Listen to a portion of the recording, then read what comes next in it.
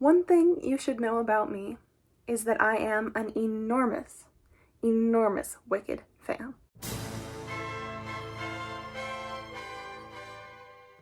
Hi, hello, my name is Eliza, and Wicked is one of my all-time favorite musicals. I've been fascinated with it since I was very, very young.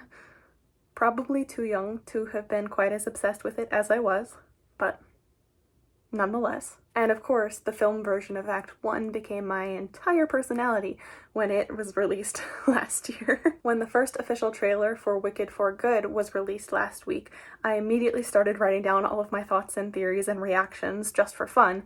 And, well, here we are. I'm going to go through the trailer in mostly chronological order and talk about my thoughts and theories and opinions and such along the way. So, let's go.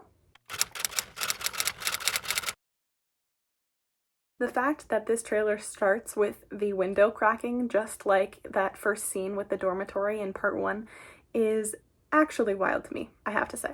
This is the first of many parallels between parts 1 and 2 of the film version, which I'm sure will not lead to any emotional devastation whatsoever. Then we get a bit of dialogue from Glinda. Elphaba Throp, I know you're out here, just come in before the monkeys spot you. This is new dialogue. This is new dialogue. As far as I can figure out, based on the costuming, Glinda is in the same white dress that she wears in the wedding sequence, which we see later on in the trailer, but which we also saw as a promotional photo for part 1, actually. My best guess is that this wedding sequence is part of an extended take on Thank Goodness, at the end of which song, Fiyero runs off to go look for Elphaba. I'm going to come back to some theories regarding this later, though, because Thank Goodness is very interesting and is shaping up to also be very, very, very, very interesting in the film version. I'm intrigued. I am intrigued. I will say I'm not sure how this is going to work in the film version, if this is in fact a wedding and not a surprise engagement party in Thank Goodness. On stage it is an engagement party, which specifically comes as a surprise to Fiyero. On stage this is a callback to the scene right before Popular, where Glinda tells Elphaba that she's going to marry Fiyero and that Fiyero doesn't know yet. Anyway, point being, if this scene on the balcony does in fact take place right after Thank Goodness or some version of that, then it is a new scene for the film version, because in the stage show, Elphaba and Glinda do not interact in Act 2 until right after Wonderful. And in this scene, we get our first snippet of Cynthia Erivo's take on No Good Deed. It's gonna be so good. It's going to be so good.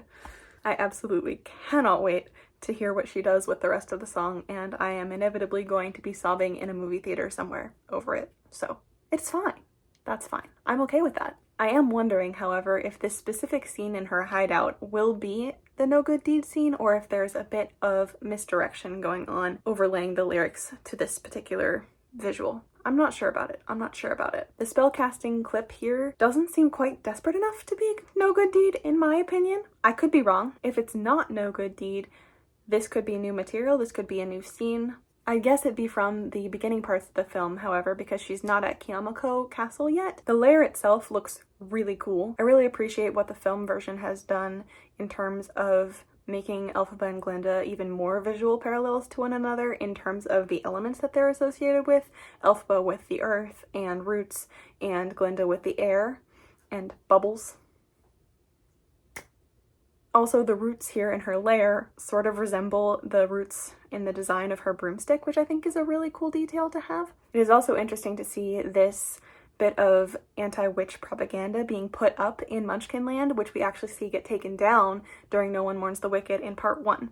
So, really intrigued to see how these elements and parallels will all draw together between parts 1 and 2 of the film version, as well as, it seems, increased parallels to the 1939 Wizard of Oz, as we saw in part 1 too. So this will be very, very cool. But more on that in a bit. We then get this shot of Glinda putting on her crown in her pink dress that she wears for No One Mourns the Wicked in part 1 and what will be the finale in part 2, which based on the costuming places this scene between For Good and the finale.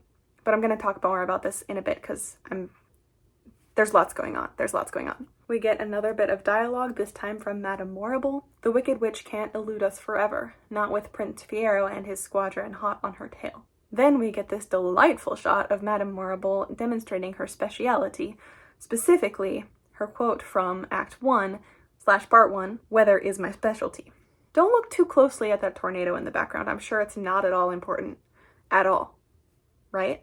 Then also with that bit of memorable dialogue, we see a couple of shots in quick succession of Fiyero with the other Ozian guards in what looks like the same courtyard in the Emerald City that we saw during One Short Day in Part 1, with a shot of Glinda watching. This seems like it would be pretty early on in the film, most likely part of Thank Goodness, especially because Morable's dialogue seems like the film version of Morable's dialogue from Thank Goodness in the stage show, so yeah. We also see in this part another few clips of Fiyero out in the woods with the guards, presumably looking for Elphaba, and then, importantly, a shot of Elphaba in the roots. Another potential new scene for the film version. On stage, Fiyero and Elphaba don't interact in Act 2 until after Wonderful, so it could be that we get more scenes of Fiyero and the guards out hunting for Elphaba.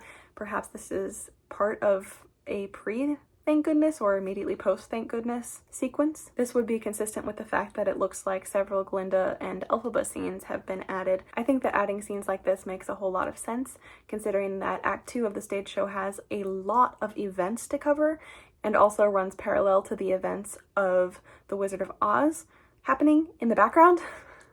So, there's a lot going on. Given that Part 1 did such an excellent job of letting Act 1 of the stage show get a little bit more room to breathe, I think Act 2 will be really interesting to see in that light as well. Here we get another snippet of No Good Deed, which is also overlaid over scenes of the wizard, which could be potentially from Wonderful. Excellent creative decision, but more on Wonderful here in a little bit. We also get another line of dialogue from Elphaba. "The wonderful Wizard of Oz, no one believed in you more than I did," which is, I believe a line directly from the show itself. It is from right before Wonderful. Then there are some clips of the Yellow Brick Road being created and constructed, and Elphaba arriving on the scene. This is something that is not in the stage musical at all, so I'm very intrigued as to see where this falls into the storyline of the film version. A side note that the Yellow Brick Road in these clips appears to be being built by animal labor, so that could be a sign that there will be perhaps more exploration of Elphaba's advocacy for the animals in Part 2, which would be really interesting. It would be a great way to tie the story between Acts 1 and 2 a little bit more cohesively together, as in the stage version, Elphaba's animal rights advocacy gets a little bit relegated to the monkeys and Dr. Dillamond. Act 2 is a little bit more concerned with the events of The Wizard of Oz, which are happening in the background, so it's a little bit more constrained by that. But I think the film version has the opportunity to do a bit more with this storyline. We get a shot of Elphaba writing "Our wizard lies" in the sky, which is such a fabulous parallel to the 1939 movie in which the Wicked Witch of the West writes "Surrender Dorothy" in Smoke in the Sky. Glinda's blue dress in this scene, where she's in Munchkinland, has the puff sleeves and the crown and everything. Likely an homage to the blue puffy dress that she wears during No One Mourns the Wicked / finale, and also in For Good in the stage version. Initially, I believed that this outfit plus the location in Munchkinland really confirmed that this would be part of Thank Goodness, and it still might be. I think there's a solid chance that she wears this dress multiple times throughout the film. Also, I'm pretty sure that Fiyero is there during this scene, which would make it make sense as part of Thank Goodness in that case. But this dress is also the dress that Glinda wears during For Good. We get another bit of dialogue, this time from Glinda, which is, "Elphaba, they're coming for you." So, March of the Witch Hunters. Okay, this is fine. It's coming right up. It's gonna be fine. I'm gonna be fine. And then we get the first bit of For Good. I'm not crying. I'm not crying. I did cry the first time I saw the trailer. I've now watched it a ton of times in the process of writing this video. So, but I did cry. I did cry. And I will be crying in the theater. Here's where the scene we saw earlier in the trailer of Glinda putting the crown on in the pink dress that she wears during No One Mourns the Wicked comes back in. We've seen this shot of Glinda on the stairs before. It was actually a promotional photo for Part 1. However, it looks like this is not part of For Good because Glinda is not wearing the blue dress, nor does this appear to be Kiyomoko. Actually, what it looks like is the same attic from Defying Gravity. Therefore, it looks like Glinda visits the attic from Defying Gravity again after For Good and before No One Mourns the Wicked / finale. That's okay, that's fine. I'm sure that's not going to be emotionally devastating at all. This really points to a very extended finale sequence, so that'll be something to look forward to. And Elphaba still has the pamphlet that Glinda gave her right before One Short Day and the visit to the Emerald City. This is fine. Emotionally, this is not fine. Then we get a piece of familiar dialogue, but this time from Glinda, which is, "Think of what we could do together." Another scene between Elphaba and Glinda that looks like it'll be new for this movie. I saw someone pointing out that this could be part of Wonderful, based on the fact that a later shot in the trailer shows Glinda being present for potentially Wonderful. So, could the wizard be using Glinda as part of the plan to tempt Elphaba back into his good graces? It seems plausible, it seems likely, and it would tie into the fact that he tried to use Glinda as a way to convince Elphaba not to go rogue at the end of part 1. In the time since writing the script for this video, I've seen a lot of different analysis things, and I don't remember who said this, so full credit to that person for that idea. Fascinating to see what role Glinda would play in this scene and how her being there impacts the way that that scene unfolds. So, yeah. There's another snippet of Glinda and Elphaba singing For Good, and then another few clips of the wedding sequence. And then there is this shot of a cloaked someone riding towards Kiamoko at night. Famously, the time of day at which For Good occurs. Who could it be? Who could it be? I wonder. Especially because we know from both the first film, at the very start of the first film, and from this trailer that another cloaked someone, possibly the same cloaked someone, rides away from Kiamoko in the morning after the witch is melting. The lyric, like a seed dropped by a skybird, being the one that is chosen to overlay these clips of Dorothy's shoes and such things. Dorothy, of course, being a character notoriously dropped from the sky. I see the vision. I see the vision. Very nicely done. Considering the various confirmations we've gotten that Dorothy will play a larger role in part 2 of the film version than she does on stage, I'm very interested to see what that role will be and how much of her we will actually see on screen. Will we see her face? Will she have dialogue? Will there be any scenes from The Wizard of Oz, the 1939 movie, that we see reimagined through the Wicked lens? Extremely curious where this scene falls within the Wonderful sequence. On stage, the only interaction between Elphaba, Glinda, and the wizard is immediately after Wonderful, and it is decidedly not this happy looking as it is right before Elphaba and Fiyero run off together. So, drama has ensued. However, this certainly looks like Glinda will be having a much more active role in the Wonderful sequence and in attempting to convince Elphaba to give up the fight. Also, that sure is some rainbow lighting. And then we also get another bit of dialogue, which is, "Bring me the broom of the Wicked Witch of the West." Here being a pretty direct tie-in to the events of the 1939 Wizard of Oz movie. We also get a couple of pretty clear looks at Dorothy and company here, right before jumping into the scene from immediately post-Wonderful in which Fiyero turns on the wizard and, by extension, Glinda, and runs away with Elphaba before As Long As You're Mine. We also get a brief dialogue exchange between Fiyero and Elphaba. "For a while there I thought you changed. I have changed." This is, I'm pretty sure, directly from the stage version. The fact that a casual viewer would not know that Fiyero is the main love interest of the musical based on this trailer is kind of funny to me. But Fiyero is very important to the story and we appreciate Fiyero in this household. Also, I may never recover from the day that I actually hear Cynthia Erivo and Jonathan Bailey sing As Long As You're Mine. So, there is that. It seems, as I said earlier, that there will be more goings on with the animals in part 2, which is very important.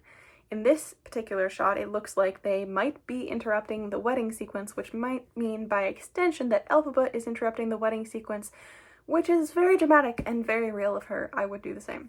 If that is the case, it does make the scene between her and Glinda on the balcony from presumably post this wedding sequence very intriguing.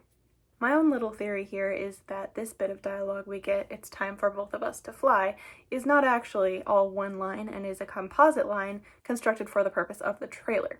My proof for this is that the trailers for part 1 did this with several lines from the Defying Gravity sequence, and that For Both of Us is part of a dialogue bit from For Good on stage, in which Elphaba is saying to Glinda that she needs to go on and be the good witch for the both of them.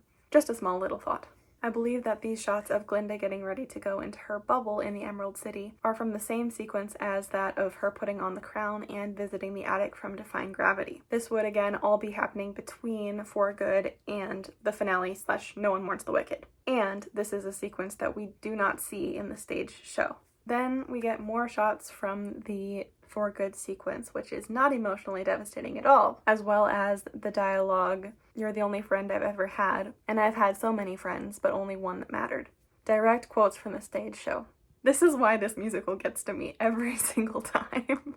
For Good is going to absolutely demolish me as a person, and I'm okay with that. Also, from these snippets, it also sounds amazing, and I'm going to be sobbing. I'm going to be sobbing. If you are not also going to be sobbing, what are you doing with your life? We then see a couple shots of Elphaba setting fire to things, and then also of her being mid-air in Kiamako. Are these parts of No Good Deed, maybe? Or maybe even her new song? I don't know exactly where the placement of Elphaba's new song will be in the course of the second act. Very intriguing to see where that will fall, especially since we know for sure there will be at least 2 new songs added, one for Elphaba and one for Glinda. And here the monkeys are on Elphaba's side. They were against her and after her in Defying Gravity at the end of part 1, and in the stage show they aren't freed and explicitly on Elphaba's side until after Wonderful, since Elphaba frees them as part of the Wonderful sequence, and then they are officially on her side after that. Considering that there are also a couple of shots of the monkeys either chasing her or following her in the trailer as well,